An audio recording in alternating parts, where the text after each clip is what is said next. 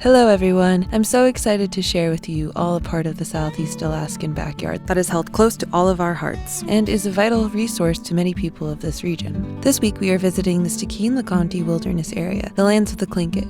More specifically, we are headed to a tributary called Andrew Creek, which feeds into the largest flowing waterway in North America called the Stikine River, which means the Great River in Tlingit. Come along with us as we fish, kayak, and show you why so many love this waterway and why we should protect it for generations to come. For those of you who have never seen a video of mine, my name is Loui, and I've been adventuring all over North America with my dog William for the past few years. I've explored the South via camper van, the Southwest via SUV camper, and now I'm currently basing my adventures out of Alaska, a place full of endless beauty and wild adventures. So come along with me as I bring everyone on all of my adventures in hopes of inspiring you to get out there and explore yourself. On day one, the journey began with packing up all of our stuff to take to the cabin. This kind of involves a lot of planning and coordinating, especially if you're going to go with more than one person. This is how we do it in Alaska. This is how we just get it. Actually feels unreal. Yeah. I know. We're about to have a lot of those moments in the next couple of days. I know. I feel like I'm dreaming, actually. So, this is my really good friend Taylin. While we're sitting here waiting for the boat, she's joining us on our trip. She's an amazing artist. I will tag her Instagram over here. We're waiting for Jenny. Late Jenny. Late Jenny. But we have all her stuff out here. We're like Forrest waiting on Jenny. Yeah. Like, when you coming back, Jenny? When are you coming back? Then Mom's here, dogs are here, William's eating grass. Jenny made it! Woo! Okay, I don't want to be a wheel girl. Woo! I probably forgot so many things. Don't worry, we got your back. Okay, good. You got your But back. we got like a ton of stuff. Oh my god. How many bear sprays do we have? I have one. I have one. So do I need mine? I bring it. Yeah, we have 3 because I brought mine too. We then hopped on a boat. Boating up the Stikine requires a special boat called a jet boat. These types of boats differ from regular motorboats by the water being drawn from under the boat through an intake that goes into a pump jet inside the boat, before expelling it through a nozzle at the stern.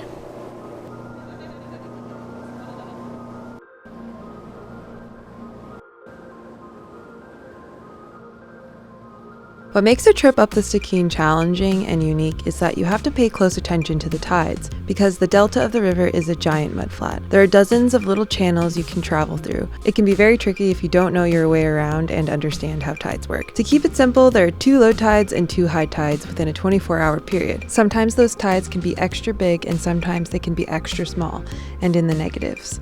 For context, Anchorage, Alaska, which is much more north than here, has a tidal range of about 30 feet. For most shallow draft boats, you want to make sure you have a 14-foot tide or higher to get in and out. This specific time of year, you don't have to worry so much about the tides because of all of the snow melt, but you still do need a jet boat to get up all the shallower tributaries. Though we are going up the Stikine in this video, we are staying on a tributary of the river called Andrew Creek. This is one of the many tributaries that fish travel back to each year to spawn. You can see where the two meet by the difference between the muddy water and the green, more clear water. Because of the thousands of fish that swim up tributaries just like these waterways are extremely important to the local communities, dating back to when the indigenous people of this region were the only ones who roamed and stewarded these lands. And you can't forget about the large amount of biodiversity that relies on the resources that come from this water source. There goes our boat. Bye, boat. Bye until Thursday.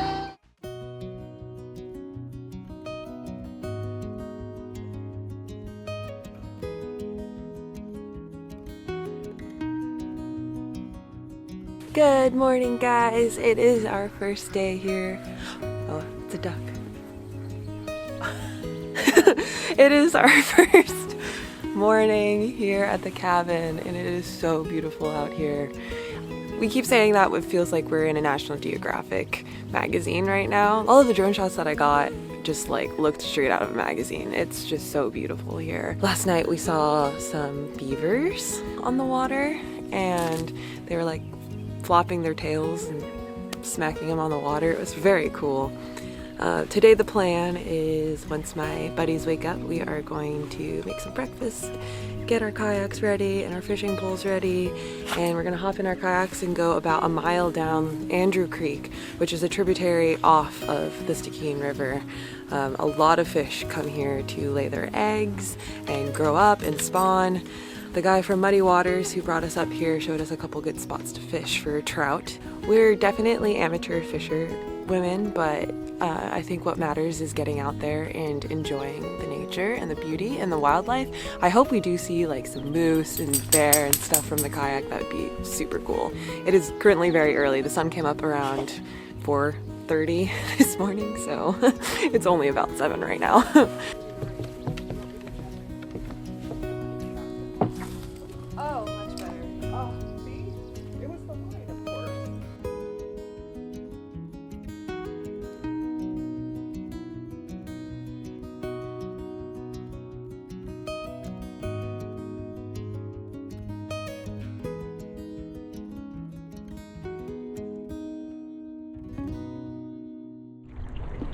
Let's get in the sunshine. Yeah, we're on the water.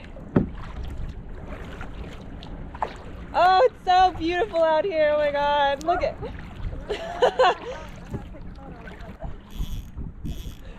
We're trolling. Isn't that funny? I feel so bad, but Bad about what? leaving William. We would be toppled over in the water right Yeah, now. he'd be running back and forth. I'm like, oh my God.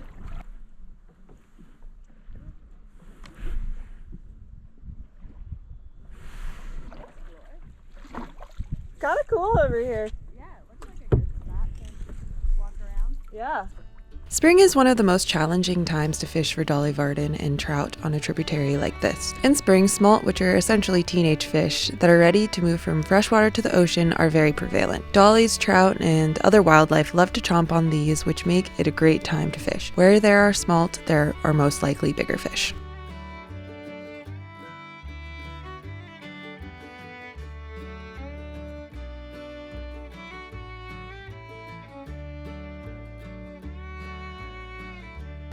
All right, so we're just paddling along, looking for some smolt to see any signs of life.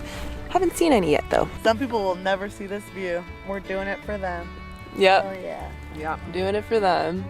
Show people how beautiful and pristine this area is and why we need to protect it and love it and treasure it forever.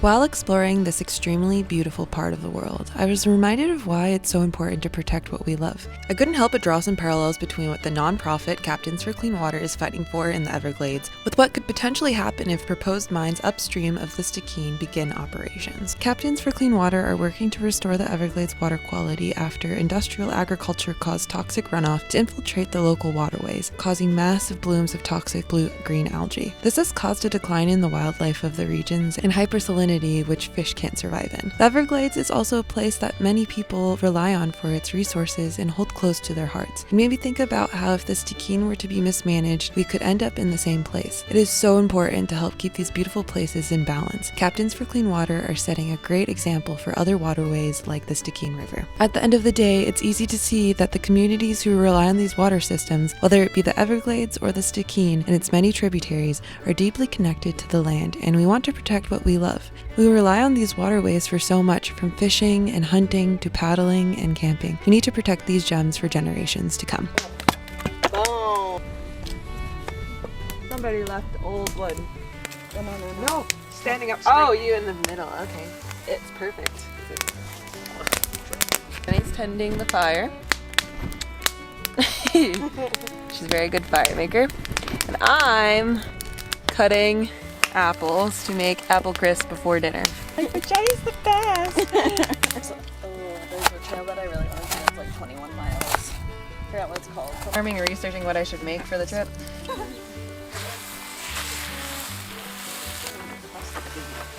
Idea by Jenny. I'm the source too.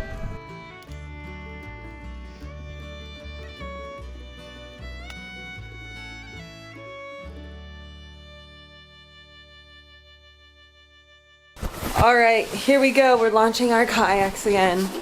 And we're headed back to the little fishing hole.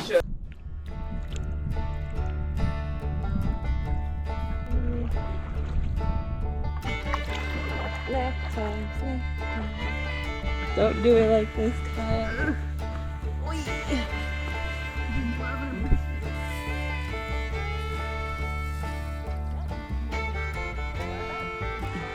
Big moose. That's a normal moose. Opposite direction. Don't do this at home, kids.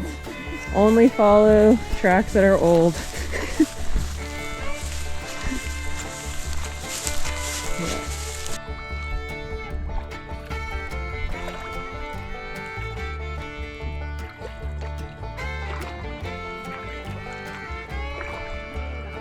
It's warming up out here. There are no signs of smoke anywhere. So we've just been exploring. We're gonna go back to the fishing hole we went to yesterday and try to fish there and see if we can find some smoke there as well. But I hear a giant waterfall this way, and so we're exploring, putting some sunscreen on, shedding some layers. Cool. We found the coolest beaver dam ever.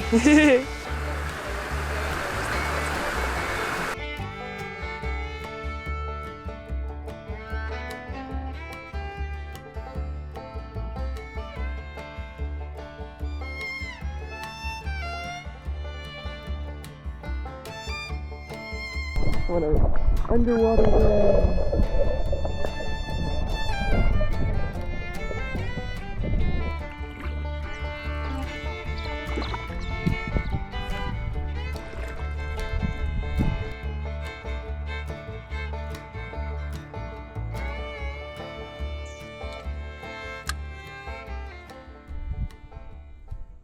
It's been a great couple of days of fishing and kayaking and cooking and hanging out at this beautiful A-frame cabin with the most beautiful view. It's been amazing. Such a good time. Yes. And I'm gonna go out one more time and cast some line because I saw a fish flop yesterday and Jenny and I joked, we're like, maybe the fish are starting to run right now. And then yeah, we gotta pack up, and our guy Zach from Muddy Waters is gonna pick us up and we're gonna go back home. Dear, I'm kind of sad. Although I know that this is at the end of our fishing adventures and kayaking adventures and whatnot, so don't forget to subscribe and follow along because we're going to be taking you to lots of cool stuff this summer. Maybe in the next video we will actually catch something, but alright, we're doing one last paddle out to where the muddy and the fresh water, or the green water meets, just to see.